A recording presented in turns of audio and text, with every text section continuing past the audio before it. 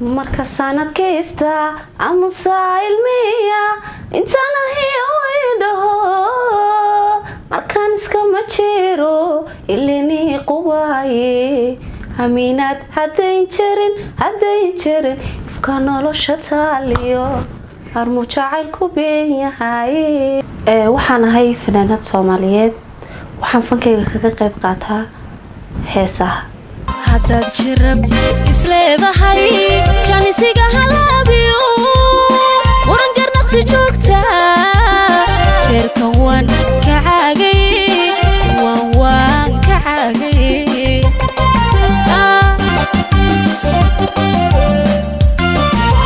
haddaad jirab isleedahay janisiga halaabiyo waran garnaqsi joogta jeerkan waan ka caagay waan ka caagay magacayga saddexan xiis maxamed raage ku magac dheer Mrs Xiis waxaan ka tirsanahay kooxda anshax baan magaalada Jigjiga haddana eraydimayo kama waayeedo markaan uba xogeeyay ugudooni dhaabo aloosa waxay daraa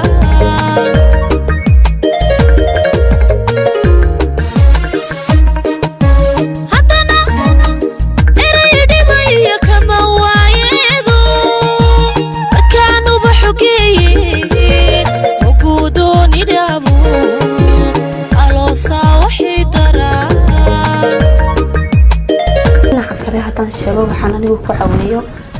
filmaanta hindiga jacaylka waxyaabahaas oo kale waxaan iska jeclahay goobaha dalxiiska oo kale inaan iskaga caawiyo iska baashaalo iska nafiso kulli ogsoon yahay warkaygu ku rabo inaan aad u jeclahay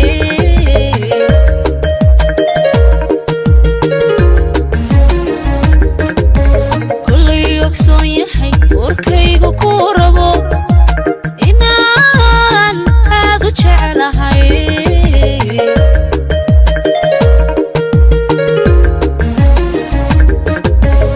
heesahan qaadayo jacayl ama calaacal walow ay calaacal u badan yihiin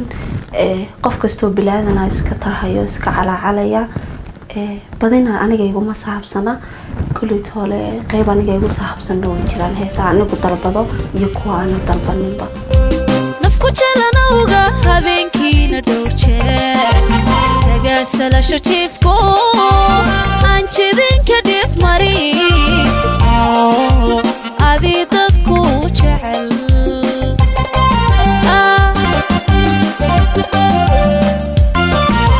nafku jalanowga habeenkiina dhowr jeer tagaasalasho jiifko aan jidinka dhif mari